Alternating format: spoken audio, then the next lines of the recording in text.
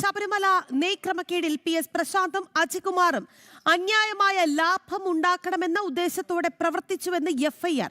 ഇരുവരും ചേർന്ന് ഉയർന്ന വിലയ്ക്ക് മിൽമയിൽ നിന്നും നെയ് വാങ്ങാൻ അനുവാദം നൽകി. ദേവസ്വം ബോർഡിന് പ്രതികൾ 2.27 കോടിയുടെ നഷ്ടമുണ്ടാക്കി. മിൽമയ്ക്കും കരാർ നൽകിയത് ദേവസ്വം കമ്മീഷണറുടെ എതിർപ്പ് അവഗണിച്ചെന്നും FIR-ൽ പറയുന്നുണ്ട്. വിവരങ്ങളുമായി ശ്യാമപ്രസാദ് ചേരുന്നു തലസ്ഥാനത്ത് നിന്ന്. ശ്യാമ, വളരെ ഗുരുതരമായ കണ്ടെത്തലുകൾ ഉണ്ട് ഈ പ്രശാന്തിനെതിരെയും ഒപ്പം തന്നെ അജികുമാറിനെതിരെയും.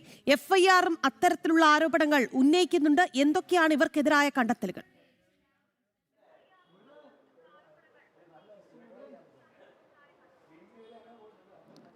രാഖി, ശബരിമല കട്ടളപ്പാളി കേസിൽ ജയിലിൽ കഴിയുന്ന മുൻ Devaswom board president PS Prasanth, ഒപ്പം തന്നെ മുൻ ബോർഡംഗം കൂടിയായ അജികുമാർ എന്നിവർക്കെതിരെ ഗുരുതരമായ കണ്ടെത്തലുകളാണ് വിജിലൻസ് FIR-ൽ സൂചിപ്പിച്ചിരിക്കുന്നത്. അതായത് നിലവിൽ അന്യായമായ ലാഭം ഉണ്ടാക്കാനുള്ള ഒരു ഉദ്ദേശത്തോടു കൂടി തന്നെയാണ് നിലവിൽ ഇരുവരും പ്രവർത്തിച്ചിരുന്നത്. PS പ്രശാന്തും അജികുമാറും പ്രവർത്തിച്ചിരുന്നു എന്നാണ് വിജിലൻസിന്റെ FIR-ൽ സൂചിപ്പിക്കുന്നത്. ഒപ്പം തന്നെ പ്രധാനമായും മിൽമയിൽ നിന്ന് ഉയർന്ന വിലയ്ക്ക് ഗുണനിലവാരമുള്ള നെയ് വാങ്ങിയ ശേഷം അത് മറിച്ചു വിൽക്കുന്ന ഒരു സാഹചര്യം കൂടി ഉണ്ടായി.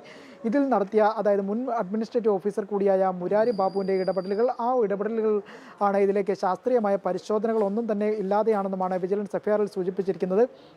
അപ്പം പ്രധാനമായും നിലവിൽ ഇത് സംബന്ധിച്ചുള്ള ഭക്ഷ്യസുരക്ഷാ വകുപ്പിൻ്റെ പരിശോധനകളൊന്നും തന്നെ ഇല്ലായിരുന്നുവെന്നും ഇതിന് ഉദ്യോഗസ്ഥർ കൂട്ടുനിൽക്കുകയായിരുന്നുവെന്നുള്ള ഒരു വിവരങ്ങൾ കൂടി FIR-ൽ അന്വേഷണ സംഘം സൂചിപ്പിച്ചിട്ടുണ്ട്. എന്തായാലും ഗുരുതരമായ ക്രമക്കേടുകളാണ് വിജിലൻസ് FIR-ൽ അക്കമിട്ട് നിരത്തിയിരിക്കുന്നത്. ഇത് സംബന്ധിച്ച് ജയിലിൽ കഴിയുന്ന നിലവിൽ PS പ്രശാന്തിനെ ഒപ്പം തന്നെ മുൻ ബോർഡ് അംഗത്തെയും ചോദ്യം ചെയ്യാനുള്ള ഒരുക്കങ്ങളിലേക്കാണ് നിലവിൽ അന്വേഷണ സംഘം.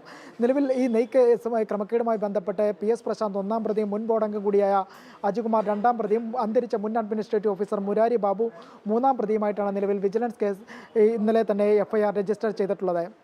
രാഖി, ശരി ശ്യാം. എന്തായാലും ശബരിമല നെയ്ക്രമക്കേടിൽ കഴിഞ്ഞ ദിവസം ഹൈക്കോടതി വളരെ രൂക്ഷമായി തന്നെ പ്രതികരിക്കുകയുണ്ടായി. നെയ്യിൽ പൊരിച്ചെടുക്കുകയായിരുന്നു കോടതി. എന്തായാലും അതിന് പിന്നാലെ FIR-ലുള്ള ചില കാര്യങ്ങൾ കൂടി പുറത്തു വരുമ്പോൾ അത് PS പ്രശാന്തിനായിക്കോട്ടെ ഒപ്പം തന്നെ അജികുമാറിനായിക്കോട്ടെ കുരുക്ക് മുറുക്കുകയാണ് എന്നുള്ളതാണ് ശ്യാം തലസ്ഥാനത്ത് നിന്ന് പങ്കുവച്ച വിവരം.